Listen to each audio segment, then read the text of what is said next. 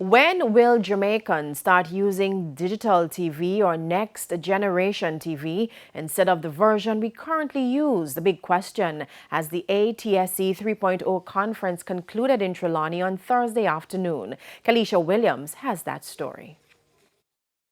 I have been stressing that TVJ became the first in the island and third in the world to switch to a next-generation transmitter. But when will that service reach the public? At this point in time, set-top boxes and televisions are not yet in the country, and this is not even a matter of not yet being in the country in terms of set-top boxes. The full commercial manufacture of those hasn't really started yet, having some challenges with the supply chain and all of that. So there is that before you get to consumer usage. So there are two elements to it. There is our rollout to get a signal out there, but then after that you have to make sure that consumers have the ability to receive the signal.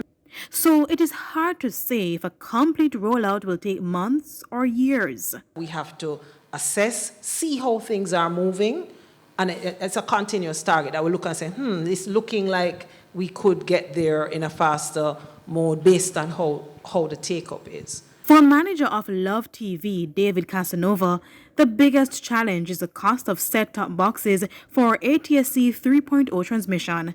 Presently, the cost varies from as much as $200 to $20, and others could cost more.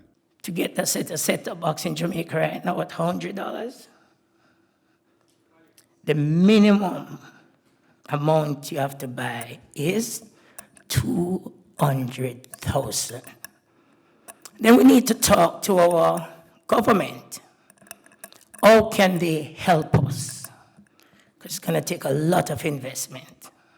However, Managing Director of Spectrum Management Authority, the regulator for radio frequency for Jamaica, Dr. Maria Myers Hamilton, says there is a possibility that the set-top boxes can be made locally. Once we have the design and we partner with any one of these people, making it more affordable for the average man to have this box and device. She pointed to technicians at the universities of the West Indies and technology.